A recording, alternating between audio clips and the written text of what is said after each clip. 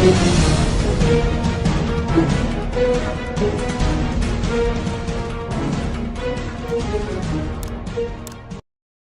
all covered in today's China Truths.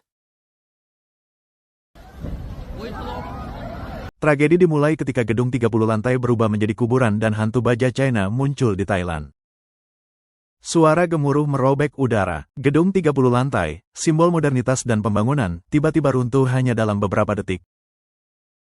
Asap dan debu memenuhi udara. Teriakan minta tolong bergema di antara puing-puing. Orang-orang di sekitar hanya punya waktu untuk berteriak putus asa. Gempa bumi. Tapi gempa itu tidak cukup kuat untuk meruntuhkan bangunan yang kokoh. Masalahnya terletak di dalam, pada batang baja yang tampak diam tetapi merupakan pemicunya. Segera, penyelidikan dibuka dan kemudian muncul nama yang familiar, Xingyuan, perusahaan baja China. Tidak ada yang menyangka bahwa nama yang terlibat dalam lebih dari 7.400 faktur pajak palsu dari tahun 2015 hingga 2017 terhubung langsung dengan bangunan yang runtuh.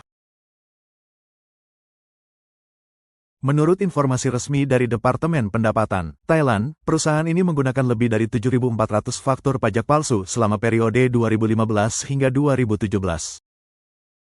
Mereka dicurigai menggunakan metode penipuan untuk mengurangi pajak secara ilegal, menyebabkan kerugian hingga hampir 1 miliar baht. Tetapi yang lebih mengerikan adalah baja dari perusahaan ini digunakan dalam konstruksi yang baru saja runtuh, dan sangat mungkin menjadi penyebab tragedi tersebut. Kasus ini sangat serius hingga dilimpahkan ke Departemen Investigasi Khusus Thailand. Penyelidikan menyeluruh sedang dilakukan, dan pihak-pihak yang terlibat akan dipanggil. Tetapi apa yang membuat opini publik internasional lebih khawatir adalah bahwa ini bukan pertama kalinya baja China muncul dalam bencana konstruksi. Akar busuk skandal baja palsu lahir di daratan China. Di China sendiri, negara itu telah menghadapi serangkaian tragedi runtuhnya bangunan di mana baja di bawah standar dan palsu diidentifikasi sebagai salah satu penyebab utama. Runtuhnya Xinjiang Express Hotel tahun 2020. Pada Mei tahun 2020, Xinjiang Express Hotel di Guangzhou, yang digunakan sebagai fasilitas karantina COVID-19, runtuh total.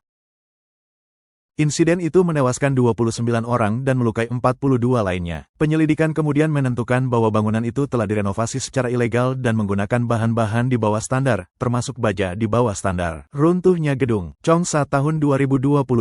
Pada 2022, sebuah bangunan di kota Cheongsa runtuh, mengubur puluhan orang dan menewaskan 54 orang.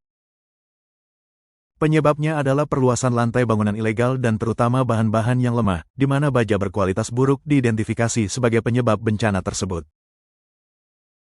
Insiden gimnasium di Cichao tahun 2023. Pada pertengahan Juli tahun 2023, atap gimnasium di sekolah menengah Kiao di Provinsi Heilongjiang tiba-tiba runtuh saat puluhan siswa hadir, menewaskan 11 siswa. Struktur atap yang lemah, penggunaan baja berkualitas buruk, dan prosedur konstruksi yang salah adalah penyebab langsungnya.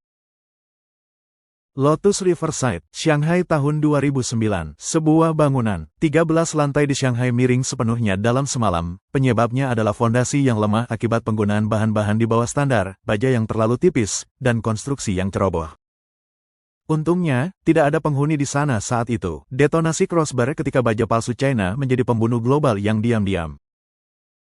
Runtuhnya gedung 30 lantai di Thailand telah membunyikan alarm tidak hanya untuk Asia Tenggara tetapi juga untuk seluruh dunia. Baja China, ketika diproduksi secara curang, dapat menjadi pembunuh diam-diam. Perusahaan SK Yuan dengan lebih dari 7.426 faktur pajak palsu dari tahun 2015 hingga 2017 menyebabkan kerugian finansial lebih dari 200 juta baht, dan angka ini bisa mencapai 1 miliar baht jika denda dimasukkan.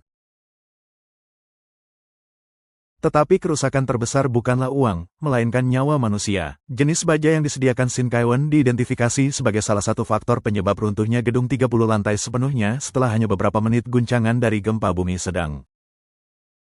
Hal ini membuat para ahli konstruksi Thailand bertanya-tanya berapa banyak bangunan lain di seluruh Asia yang diam-diam menyimpan risiko mematikan serupa. Tidak hanya di Thailand, baja murah dari China juga muncul di Nigeria, Bangladesh, Laos, dan Kamboja, di mana proyek-proyek besar berlomba untuk tumbuh dengan biaya yang dipangkas semaksimal mungkin. Insinyur internasional telah menunjukkan bahwa beberapa batch baja yang diimpor dari China memiliki kekerasan di bawah standar, elastisitas yang buruk, dan seringkali ditipiskan, mengurangi daya dukungnya hingga 40% dibandingkan dengan standar desain. Ini berarti bahwa hujan lebat, gempa bumi ringan, atau bahkan kelebihan beban sedikit pun dapat menyebabkan struktur runtuh.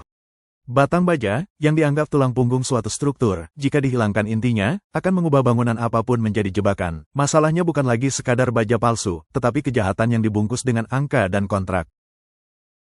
Darah mengalir tepat di atap mereka. Rakyat China, korban pertama mereka sendiri. Yang memilukan adalah tetesan darah pertama dari baja palsu jatuh tepat di negara yang memproduksinya. Rakyat China yang seharusnya tinggal di rumah yang aman berjuang untuk bertahan di bawah langit-langit beton yang bisa runtuh kapan saja.